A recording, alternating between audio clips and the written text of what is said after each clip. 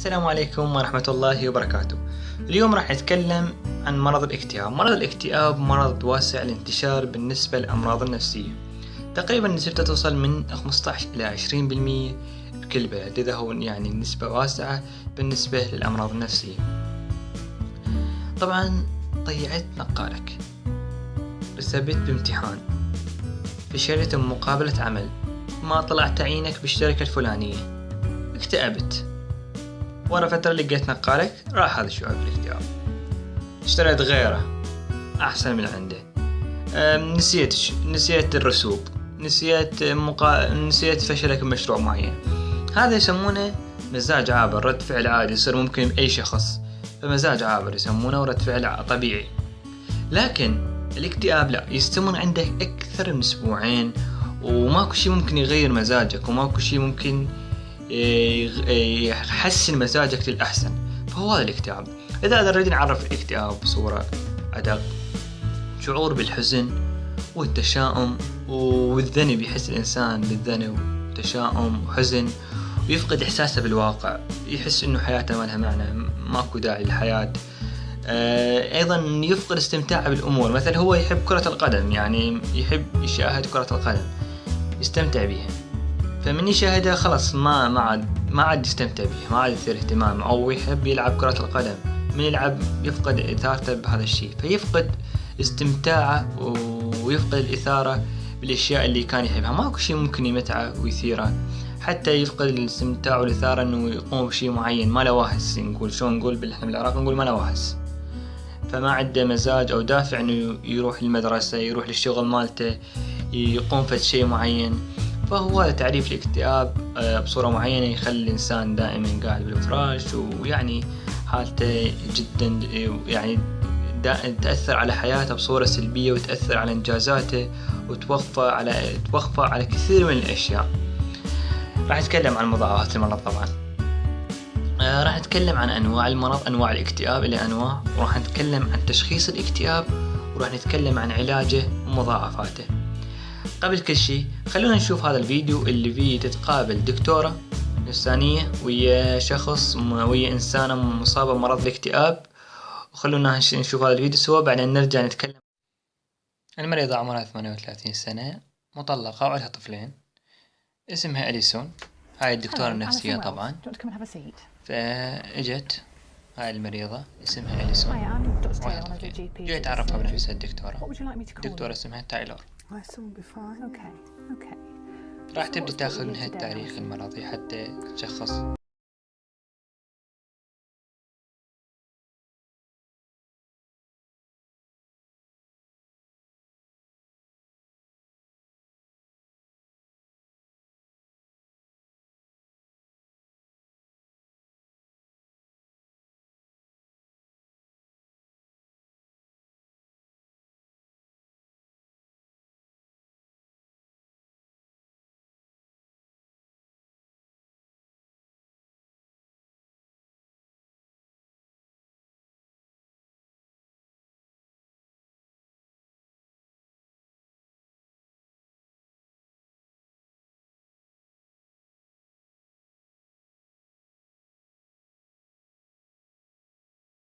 شوف أليسون يعني حتى مدنقة راسها ووجهها مبين بي يعني الاكتئاب، ماكو تواصل بالأعين ويا انت شخص من تحكي وياه راح يخلي عيونه بعيونك ويحكي وياك، هي ما عندها كونتاكت بينه من وجهها.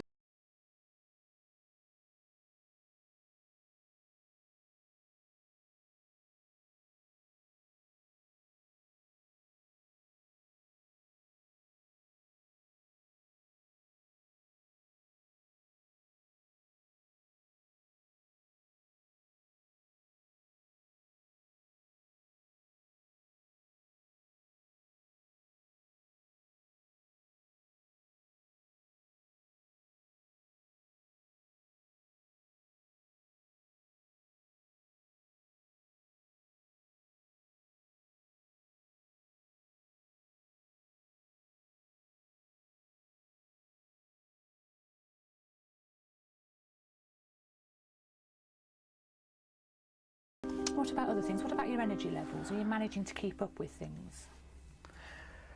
I used to do a lot with the kids. We used to go swimming, playing, but now I just spend the day on the sofa really, unless I have to go to work. And just remind me, what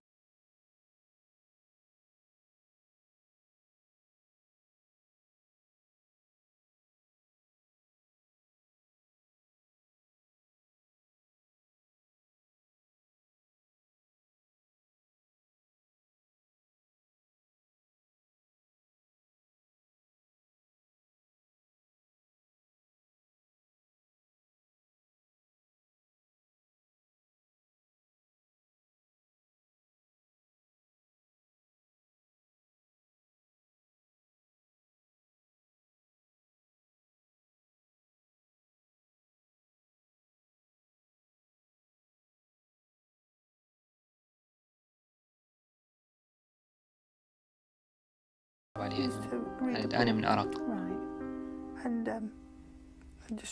بدأت تفقد الأشياء اللي تهتم بها، يعني هي كانت تحب تقرأ كتب هسه ظلت ما تقرأ كتب. الأشياء اللي كانت تثيرها ظلت ما تثيرها حاليا. تعاني من أرق اضطرابات.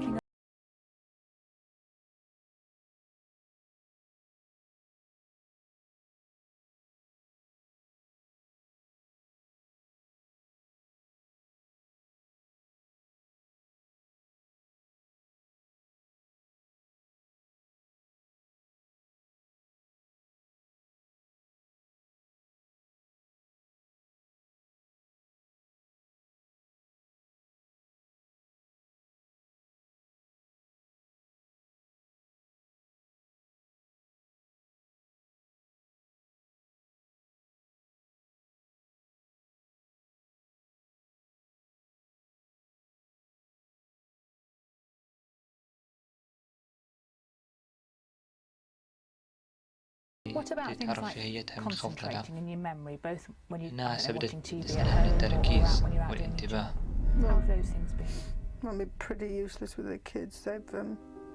شوف تحس عنه عديمة الفائدة، ما له داعي لحياته.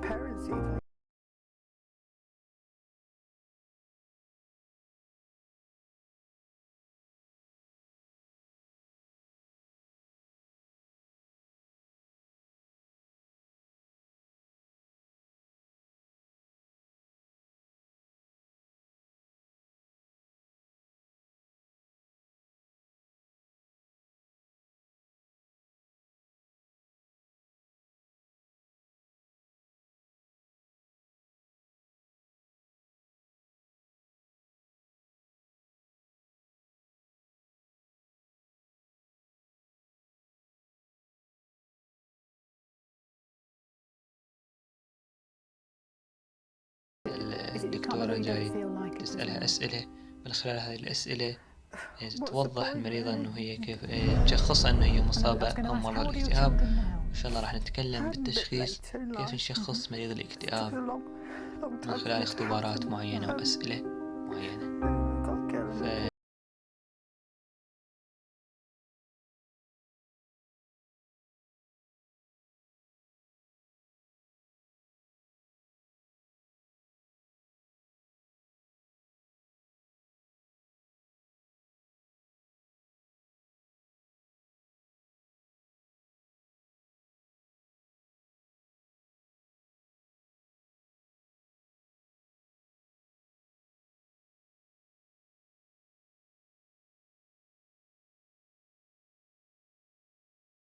وقت كبير من الحلقة راح تلقون الرابط أسفل الحلقة إذا عندك اهتمام حتى تعرف تشوف الفيديو بصورة كاملة، راح تشوف الرابط أسفل الحلقة. هسه راح نتكلم عن أعراض مرض الاكتئاب. طبعا الاكتئاب يسبب أعراض نفسية وجسدية، مو مثل إنه مجرد إحساس وشعور نفسي، لا، أعراض نفسية ويسبب أعراض جسدية. الأعراض النفسية طبعا أكيد الشعور بالحزن والاكتئاب، الشعور بالنقصان تقدير الذات، يعني يحتقر نفسه، يحس إنه نفسه عالة على المجتمع، عائلة على عائلته، فما يقدر نفسه، ما عنده ثقة بنفسه، نقصان تقدير الذات. الشعور بالذنب، دائما يحس بالذنب، تشاؤم، دائما متشائم بالأشياء وما يتفائل بخير وما يحس إن الأمور راح تتحسن. تشاؤم عنده فظيع جدا بالأمور. فقدان الإثارة، يعني يفقد الإثارة بكل الأشياء، ماكو شيء ممكن يثيره ويحسن مزاجه. الأفكار الانتحارية، طبعا هاي من أخطر مرحلة اللي ممكن يوصل لها مريض الاكتئاب، هي الأفكار الانتحارية، وهي هاي أخطر مضاعفات مرض الاكتئاب. الأعراض الجسدية، اضطرابات النوم. طبعا الاكتئاب ممكن يسبب لك زيادة بالنوم، يعني هايبر انسومنيا، يعني تضل تنام هواية، أو ممكن يسبب لك أرق. يعني أكو أشخاص يصير بهم اكتئاب يضلون ينامون هواي، أكو أشخاص يصير بهم اكتئاب ما ينامون، ما يقدرون ينامون، يصير عندهم أرق فظيع. ممكن اضطرابات بالجهاز الهضمي، ممكن أكو أشخاص يصير عندهم constipation، قبض، إمساك. أكو أشخاص لا، يصير عندهم ديارية، إسهال. أيضا اضطرابات الشهية، أكو تلقى أشخاص يصير عندهم اكتئاب يظل يأكل هواية، أكو أشخاص لا يفقد الشهية يظل ما يشتهي يأكل. طبعا هاي حتى المزاجات الطبيعية، يعني تلقى إنسان يضوج يأكل هواي، وأكو إنسان لأن يضوج يعني يفقد الشيء يظل ما يأكل. أنا طبعا من الضوج أظل أكل هواي، فحسب الشخص. أنت ما أعرف من الضوج تأكل هواي ولا ما تأكل، فحسب طبيعة الإنسان. يعني هاي شغلة سيكولوجية. أيضا تعب، أيضا من أهم الأشياء التعب. يصير عنده تعب وخمول، ويعني تشوفه يعني حتى مبين على تعابير وجهه من تحكي وياه إنه ماكو تواصل، يعني من تحكي وياه عيونه منزلة لجوا، ماكو فد كونتاكت، يعني ماكو فد تواصل كونتاكت بالعين، يعني تفقد التواصل وياه. تعابير وجهه يعني تكون خمول بوجهه ظاهر يعني. فهاي أهم أعراض مرض الاكتئاب. هسه راح نتكلم عن أنواع مرض الاكتئاب. النوع الأول هو الماجر ديبريشن ديزوردر، الاكتئاب الحاد. هذا تظهر أعراضه بصورة قوية جدا، يعني تحس يعني الأعراض اللي ذكرناها تظهر عنده بصورة واضحة ولمدة أكثر من أسبوعين. تلقى شخص يعني عنده خمول مو طبيعي، عنده كثرة نوم أو أرق، فقدان شهية، أو يأكل هواي. يعني تظهر عنده أعراض الاكتئاب اللي ذكرناها بصورة واضحة جدا وقوية وحادة ولمدة أكثر من أسبوعين. بالمناسبة من ضمن أعراض الاكتئاب هي قلة الشهوة الجنسية وليست القدرة الجنسية، لأن هو راح يفقد رغبته، قلنا يفقد الإثارة والرغبة، فمن ضمنها يفقد رغبته الجنسية فتقل عنده الشهوة الجنسية أو أصلا تنعدم عنده نهائيا. يفقد الطاقة ويصير تلقى خمول، وحتى تلقى أنت من تتكلم ويا الشخص تلقاه يعني مدنق راسه، وماكو بيناتكم تواصل بالعين، أو تشوف يعني حركة جسده مو طبيعية ما تتناسب ويا وضعية الأمور، ومبين حتى عن تعابير وجه حزينة يعني. فتكون واضحة عليه الأعراض هذا النوع اللي نسميه acute depression أو الماجر depression disorder، تظهر به أعراض نفسية وجسدية بصورة واضحة وحادة. النوع الثاني اكتئاب ثنائي القطب، نسوي المانيك ديبريشن أو البابولر ثنائي القطب. ليش هذا تلقى الشخص مرة مكتئب ومرة فرحان وسعيد وطاقة، ويعني عنده طاقة كلش مو طبيعية ويضحك ويتشاقى، فمزاجه يكون مترنح، يعني مرة مكتئب، مرة ياخذ يومين 3 أسبوع اكتئاب، وراها فرحان وسعيد وكل شيء يسوي. أصلا يعني حتى الفرح والسعادة مالته بصورة مبالغ بها، بصورة جنونية، يعني مو طبيعية أصلا. ممكن يتهور ويسوي أشياء غلط، وممكن يجازف، وممكن يشتري أشياء ما يحتاجها، يسمونها مانك، يعني هوس يصير عنده يعني. فحالة أصلا حتى مو طبيعية اللي حالة السعادة والفرح اللي بيها، يسمونه اكتئاب ثنائي القطب. هذا نوع، طبعا هذا نوع مرض، هذا حتى مرض معين إن شاء الله أتكلم عليه بحلقة معينة، يسمونه اكتئاب ثنائي القطب. النوع الآخر هو الاكتئاب المزمن. هذا تكون أعراضه يعني مايلد، خفيفة، أنه أعراض اكتئاب خفيفة، بس تطول أكثر، تكون أكثر، تزيد أكثر عن من سنتين، بس شنو أعراض الاكتئاب بس مايلد بصورة أخف. النوع الرابع من الاكتئاب هو الاكتئاب الموسمي seasonal depression. هذا يحدث أغلب شيء في مواسم الشتاء يعني، وخصوصا بالدول الأوروبية، وطبعا في مواسم الشتاء والخريف. يعني يحدث الإنسان كل سنة في موسم مثل الشتاء والخريف، يعني يصير يحس باكتئاب في موسم معين، وأغلب في الشتاء والخريف، لأن يقول لك إنه الشمس تصير قليلة، يتعرض الشمس بصورة قليلة، خصوصا هنا في الدول الأوروبية. ليش؟ بعض التفاسير اللي تقول بسبب نقص فيتامين دي، لأن الفيتامين دي المصدر الرئيسي له هو الشمس، فمن يقل فيتامين دي يصيب الإنسان باكتئاب. يعني من ضمن أسباب الاكتئاب هو نقص فيتامين دي. فعلاج لا يثرى بأنه يتعرض لأشعة الشمس أو العلاج الضوئي يسمونه، أو يأخذ فيتامين دي. فيسمونه الاكتئاب الموسمي، يصير في كل سنة يصير عنده في موسم معين. النوع الثاني هو التابيكال ديبريشن، اكتئاب يعني الموضع أو المعين. هذا يصير دائما بالنساء، أكثر شيء يصير عند النساء بسبب إنه فشلهم في علاقة عاطفية، أو بسبب الطلاق، أو بسبب انفساخ الخطوبة، أو بسبب إنه المرأة تبقى يعني ما متزوجة لفترة طويلة، فيسمونه التابيكال ديبريشن. النوع الآخر من الاكتئاب هو اكتئاب جدا جدا خطير، وأخطر أنواع الاكتئاب هو يسمونه السايكوتيك ديبريشن، الاكتئاب الذهاني. نقصد بالذهان يعني تظهر عنده أعراض الذهان اللي هي همها الهلاوس والأوهام، فيكون شخص مصاب باكتئاب إضافة إلى أعراض الهلوسة والاكتئاب. طبعا نقصد بالهلوسة والاكتئاب، الهلوسة أنه يشوف أشياء هي ما موجودة، ويسمع أصوات هي ما موجودة. أما بالنسبة للأوهام فإنه مثلا يتخيل الباب جاي ينفتح، أو يتخيل الكرسي جاي ينفتح، أو يتخيل أو يسمع صوت الماء بس يسمع بطريقة إنه شخص جاي يمشي، فهي إدراك خاطئ للأمور، هذا الأوهام. أما الهلوسة فهو إحساس أو إدراك شيء أصلا ما موجود، فهذا يكون خطير النوع جدا، يسمونه السايكوتيك ديبريشن، الاكتئاب الذهاني. طبعا يصيب بالفئات العمرية من بين 20 إلى 40 أكثر شيء. النوع الآخر من الاكتئاب هو الاكتئاب ما بعد الولادة، البوست بارتيوم ديبريشن، يصيب النساء بعد ما يجيبن طفل، فيصير بهن هذا النوع من الاكتئاب.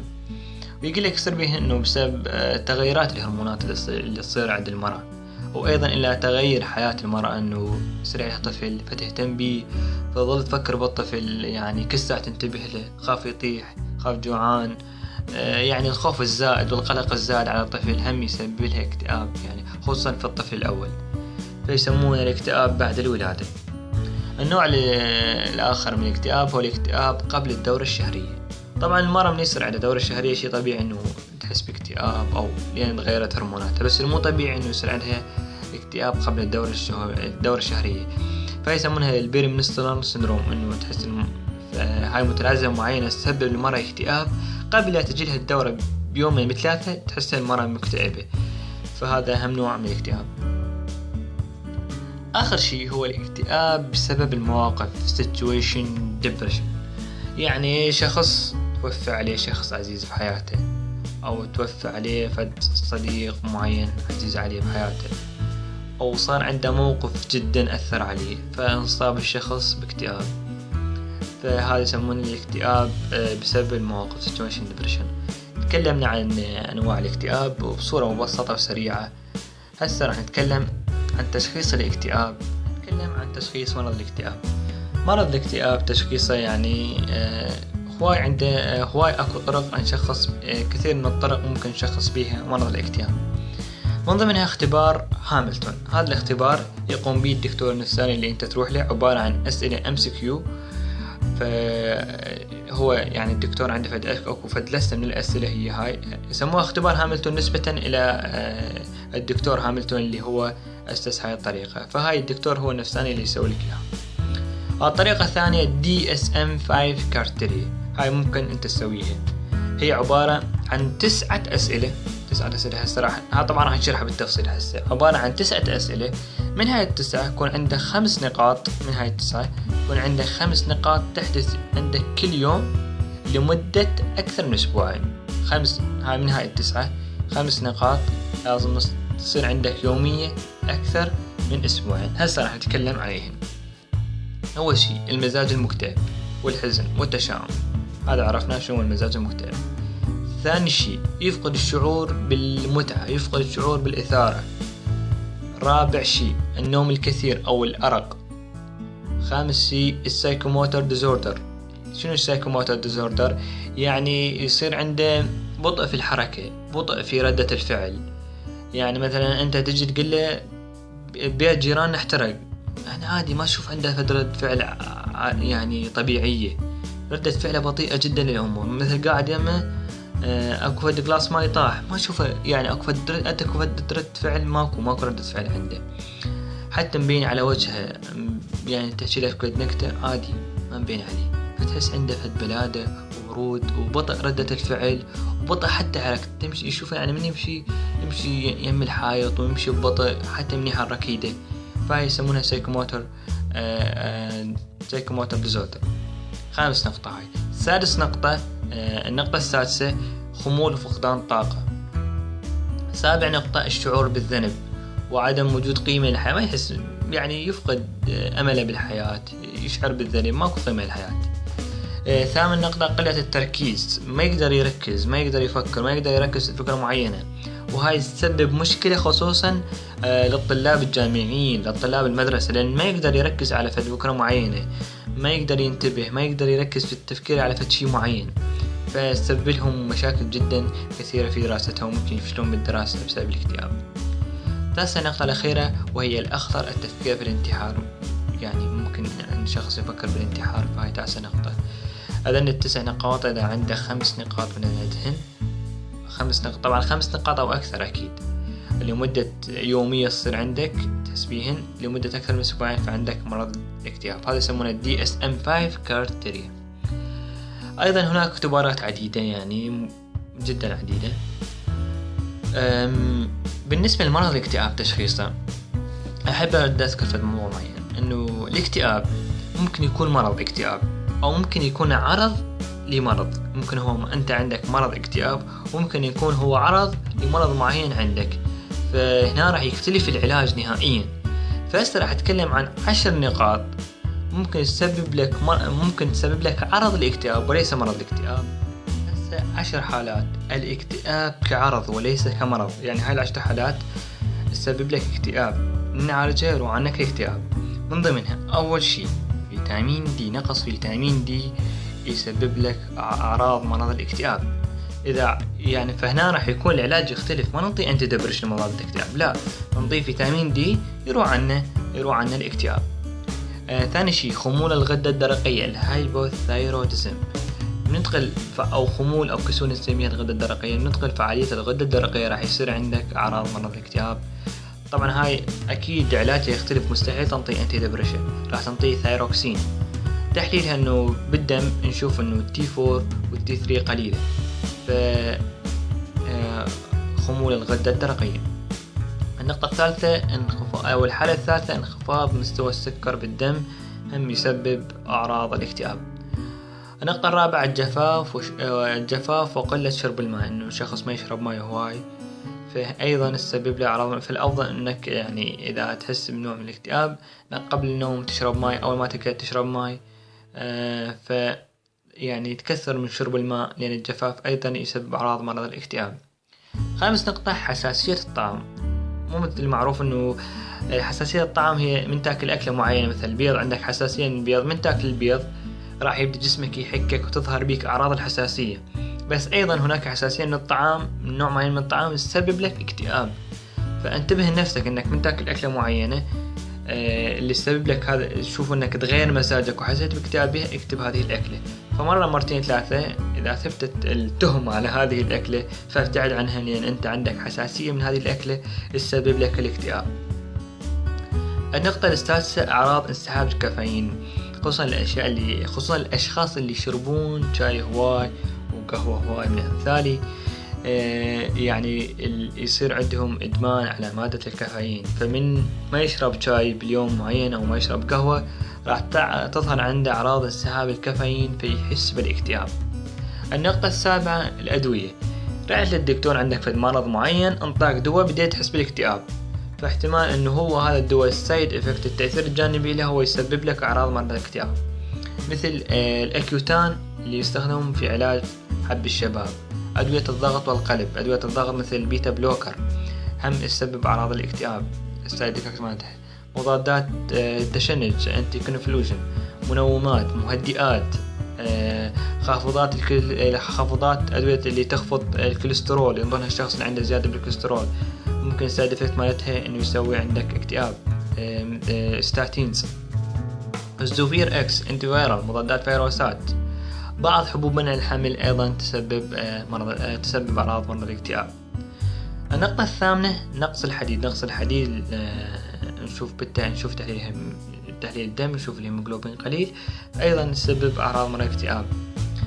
9 نقطة قلة النوم. الأشخاص اللي ينامون قليل راح تصير عندهم اضطرابات بهرمونات اللي بعقلهم اللي تنظم، فأيضا تظهر عنده أعراض مرض الاكتئاب. آخر نقطة، النقطة 10 هي التسمم، يعني هي يمكن أخطر نقطة وأهم نقطة، هو التسمم بالمعادن الثقيلة. يمكن هاي النقطة اللي ما حد يدير بال عليها، لكن هي أيضا تسبب أعراض مرض الاكتئاب. ومو بس هاي، تقلل ذكاء الإنسان وتسبب عنده مشاكل بالتفكير ومشاكل بالحكم على الآخرين ومشاكل بالحكم على الآخرين على الأحداث أقصد، مثل التسمم بالألمنيوم، التسمم الأصباغ اللي يستخدمونها للحائط، التسمم بالزرنيخ، التسمم بالألمنيوم اللي يستخدمونه هذا بالطعام. فهذه هم السبب ممكن أعراض الاكتئاب. فنروح الدكتور ينطي أدوية معينة تقلل من السمية اللي دخلت بدمك، فيروح عنك مرض الاكتئاب. إذا ممكن يكون الاكتئاب كمرض، هذا علاجه بحث، وممكن يكون الاكتئاب كعرض نتيجة مرض، نعالج المرض اللي يسبب، نعالج المرض فيروح الاكتئاب، فيكون العلاج بحث يعني يختلف. فلازم يعني لازم يكون تمييز بين الاكتئاب نتيجة مرض أو عرض. فلازم الشخص يسوي له تحليلات، تحليل الفيتامين دي، تحليل الهيموغلوبين، تحليل الغدة الدرقية T4 و T3. نشوف الكيس هيستوري مالته، يعني نشوفه نقول له كثر أكل معين، نقول له أخذ الدواء مثل البيتا بلوكر أو غيرها من هذه الأدوية اللي ممكن السايد إفكت مالتها يسوي اكتئاب. فممكن الاكتئاب يكون هو اكتئاب عندك نتيجة مرض أو اكتئاب نتيجة عرض. هسه راح نتكلم عن مضاعفات مرض الاكتئاب، وبعدها راح نتكلم عن علاج مرض الاكتئاب. مضاعفات مرض الاكتئاب مضاعفات خطيرة جدا، وقد يعني تدمر حياة الشخص. بالمناسبة مرض الاكتئاب ترى ما له غرض بقوة شخصية الإنسان ولا قوة إيمانه، يعني مرض الاكتئاب يتدخل فيه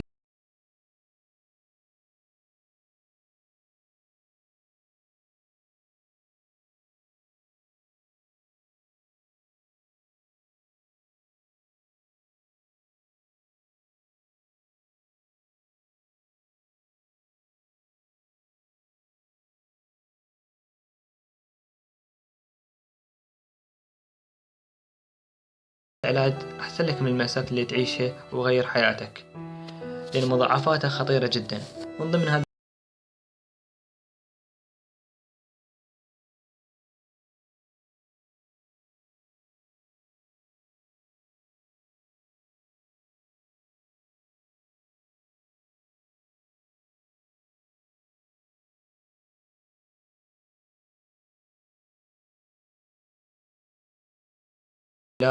المشروبات الكحولية بسبب الاكتئاب، لأن الشخص مكتئب، فمن يشرب كحول أو من يشرب حبوب تنطيه تحسين المزاج مؤقت، فعباله هو اللي يحسن مزاجه، فهي نتيجة مرض الاكتئاب. فممكن يصبح الشخص مدمن كحول أو مدمن حبوب نتيجة مرض الاكتئاب. يصبح الشخص ممكن يصبح انعزالي وعنده فوبيا من المجتمع، لأن نعرف أن مرض الاكتئاب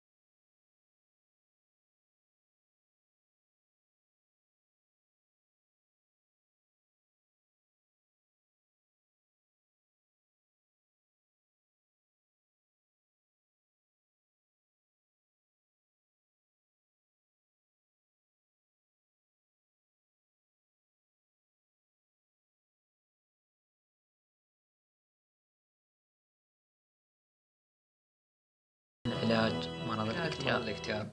علاج مرض الاكتئاب عندنا العلاج النفسي والعلاج الدوائي والعلاج الحديث، علاج باستخدام أكو أجهزة معينة يخلونها، راح نتكلم عن هذا الجهاز بآخر الحلقة.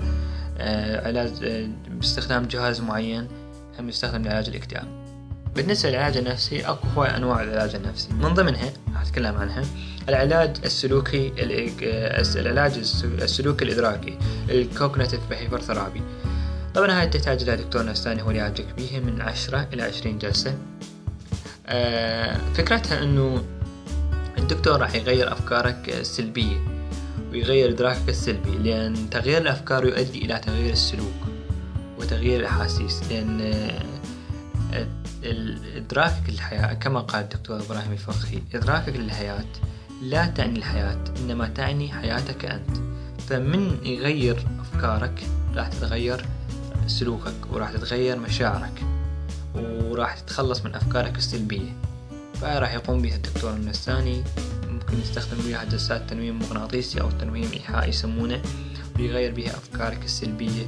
فتغيير الأفكار يؤدي إلى تغيير السلوك ويؤدي إلى تغيير المشاعر ويؤدي إلى تغيير الإدراك. وإن شاء الله من 20 إلى تقريبا 10 إلى 20 جلسة راح تتعالج من مرض الاكتئاب. بس إذا عندك اكتئاب شديد اللي هي العلاج السلوكي الإدراكي لا يكفي بوحده، لازم وياه علاج دوائي. ثاني شيء التمارين أيضا جدا مهمة، لأن هي راح تزيد التمارين الرياضية راح يزيد عندك إفراز هرمون السيروتونين والدوبامين هن مسؤولات عن السعادة بجسمك. فالتمارين جدا مهمة في علاج مرض الاكتئاب. هسه راح نتكلم شوية بصورة مفصلة عن العلاج الدوائي، عن العلاج الدوائي لمرض الاكتئاب الدبريشن. قبل لا أتكلم عن العلاج الدوائي واستراتيجية كيف الأدوية تعمل في علاج الاكتئاب، خلينا أتكلم عن شغلات جدا مهمة. إنه أكو 3 هرمونات مواقع عصبية اللي هي السيروتونين والنور ابنفرين والدوبامين. هذين هن المسؤولات عن السعادة والرغبة والانتباه. السيروتونين مسؤول عن الدوافع والرغبات والسعادة. النور ابنفرين مسؤول عن الانتباه، يعني النور ابنفرين من يقل يشتغل الثول عند الشخص، من يزيد الانتباه مالته. عندنا الدوبامين مسؤول عن الانتباه والدوافع والسعادة.